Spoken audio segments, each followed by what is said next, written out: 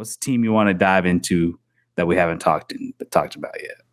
Let's see what team we haven't talked about. We haven't talked about the Jags, man. Let's talk about the Jags. All right, I was going to say the Jags. Look at this. We're thinking the same. I got a lot to say. Look at this content. I'm great at content, man. I already know what's on your mind. I'm gonna bring it up anyways. All right, I'll let you start. Go. From what I'm curious to see what your thoughts and from like your perspective of what's going on, and I'll give you like mine as somebody who follows the team very closely. It's kind of hard, man, because you know, I feel bad for T-Law because we talk about like guys coming out of college. I was like, okay, this guy looks like a pro. He has the fit, he has the look, big arm, big college player. I was like, man, I want to see this guy play professional. And it seems like he's just very stagnant. You know, I feel bad for him because he had a year of his life wasted with Urban Meyer. Finally, we get a decent coach, a championship coach to, give him a bump up. And it just feels like they're stagnant. Like his time, that window is closing. I don't know how much more, it seems like the Jags have always tried to put weapons around him and try to bring him talent and young, fast guys. But I don't know what for me, it's kind of hard to figure out like what the problem is. A lot of times it was a line. Let's say they had a porous line. I remember Julian watching games. I was like, oh man, this O-line is terrible. They're not giving this guy a chance. And so he ends up playing a lot of hero ball where he has to put, they go down a lot. You're down at the end of the game. You have to pass the ball and he ends up, having to put the ball in his own hand. So a lot of, especially this past game, it was just look ugly. Like it seems like he was running around. He almost had a scramble. He scrambled almost for a safety.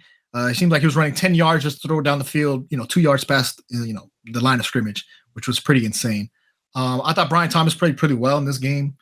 But I don't know. It's kind of hard to diagnose the T-Law specifically. Like what is the issue of him not being successful in Jacksonville? So I'll give it to you. Yeah, for me, there's a lot of talking points, and I'll go over them. But yeah, we'll start off with Trevor. Is just honestly, man, I'm at the point and reading the fan base. Obviously, everybody's really emotional right now. This is literally the day of the game, the night of the game. So I don't want to get too reactionary, but also at the same time, it's like, when are we going to see it? We see flashes of it. We see moments of it, but we haven't seen a complete game.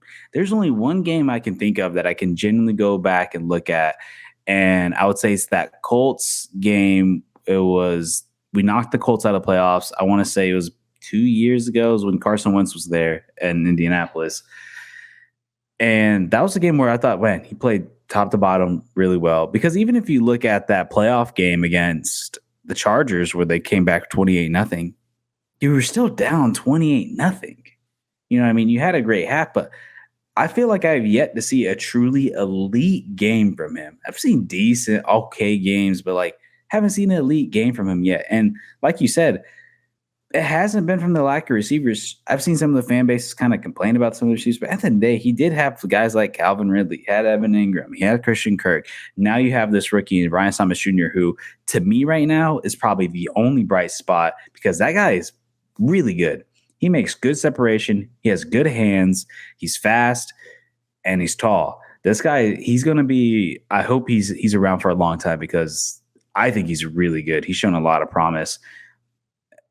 I hope Trevor continues to get the ball to him. But to me, too, it's also a coaching issue. Like the offensive coordinator or whoever's calling the plays, that's the problem is the fans ask and no one knows who's calling the plays. It was Doug, but then since Press Taylor came in, it's been this whole like we're sharing responsibilities. Press Taylor's calling the call. He's calling the plays. And quite honestly, I can kind of tell because there was a difference when Doug was first here versus when he said he was calling the plays to the years after where he's been saying Press has been calling the plays. There's been a dramatic difference. And even watching Doug in Philly, this is different. He's not calling these plays. The problem is, though, he is signing off on them. So I don't want to pass no blame on him because he's clearly signing off on these. And at a certain point, he just needs to say, like, look, Press, you fucking suck. It's my turn to take over. And the crazy thing is the reason why he left Philly was because the GM and the front office in Philadelphia did not want him putting Press Taylor in a position of power. And sure enough, maybe those guys in Philly were right, because now that ugly truth is showing right now that he's not very good. And we're now 9 games in a row lost going back into last year. This is a problem. Things need to change ASAP, because even looking at the players play, it seems like they just have no emotion and no energy, no drive. They just look lost and they're going through the motions. I will give the defense some credit. I do think the defense is playing pretty well. At the end of the day, they're holding teams to relatively low scores. I mean, multiple games under 20 and no games over 30 outside of the Buffalo game, which is just, I think the Buffalo game is just one of those games that just really got away from you. Granted, they didn't look good, but it's just one of those games, everybody has it, like Buffalo tonight. It's just one of those games that just got away from you. But even so, this team just hasn't looked good at all. And like I said, it seems to me the only bright spot is Brian Thomas Jr., because the offensive line is terrible. He's running for his life. But then even so, even when he does have protection and time, he's just missing wide open throws, wide open routes, miscommunications. It's like, what is going on here? And to me, it's clear, and it's really the offense. I mean, like I said, I think the defense is playing good enough. Defense is playing good enough to win. It's just the offense just can't click, and changes are going to have to be made soon. I don't know what happens. I think if the skid continues for 2 or 3 more games, you have to really consider firing Doug, because I was really high on Doug in the hire, and I do still think he's a great play caller.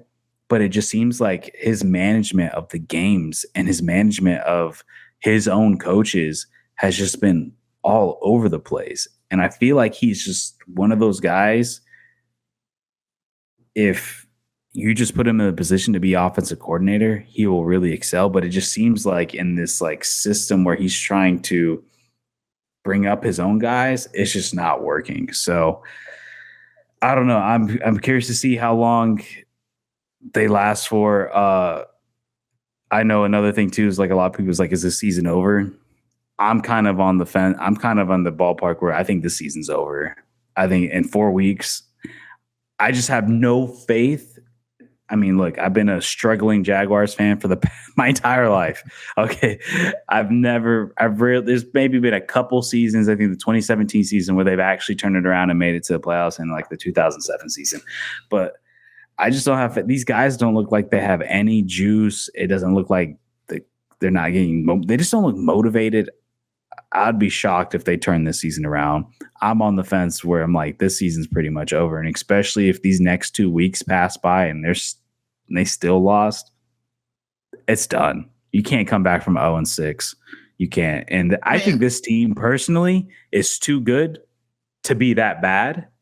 Because I don't think we are an 0-4 team personally. I think there's enough talent on this team to be better. We're better than the Carolina Panthers. But yeah, I mean, isn't everybody? Yeah, but the problem is the record doesn't show. Yeah. And honestly, I think we're better than the Cleveland Browns that we lost to last week, or not last week, the week before last. But when it came down to it, you couldn't convert. And they should have won the Dolphins game. But who knows? But yeah, I mean, what do you think? Do you think they're done for the season? Do you think, I mean, it's kind of hard to say though. It's always just easy to give up. I mean, I think there's some winnable games. I'm looking at their schedule. They play the Colts. They play, Chicago. They play the Bears in London. They play New England in London. I think, you can win some games. They play Green Bay. I mean, it's going to be tough. It's not going to be easy road. I mean, you got after that, Philly, the Vikings, and Detroit. So tough road to the bye week. Bro, the only team I can see the Jags beating, and I'm looking at the schedule, you got to win something. Lose that Colts game. I think you lose that Colts game, you have to win that Bears game. To me, they're going to lose that Colts game, but you have to win that Bears game. You lose that Bears game, somebody's got to get fired. Somebody's got to be fired. And then if you next week you lose to the Patriots, that is absolutely if you're not fired by. If you're not fired by the Bears game, and if changes aren't being made by the Bears game, and especially by the Patriots game, Shad Khan needs to sell the team. Because what the fuck? Sell the team now? Hey, first you were finding a coach, now you're selling the team. and mind you, this is Shad Khan coming out saying this is the best team in Jaguars history coming into the season. He said he believes this is the best. And like I said, there's a lot of talent on this team. Don't get it twisted. I had this team winning a playoff game at least this year because there's plenty of talent. This team is more talented than they were the past 2 seasons, and yet they did better. But I don't know, man. But it's a tough road after that. I mean, you got the Packers, Eagles, Vikings, Lions, Texans, Titans, Jets, Raiders, Titans against the Colts. Like that's, man, that Packers, Eagles, Vikings, Lions, Texans, that's a stretch, dude. And then you got Titans, so you're at Tennessee, which is always tough. And then New York. So you got like, what was that, 6 weeks of 7 weeks of some tough games. It's gonna get tougher. And unless they can turn it around, I don't know, man. I really don't. I'm worried. Yeah. But if they gotta win some games before their bye week. If they're not winning, then they're dead in the water. They can't win 2 or 3. But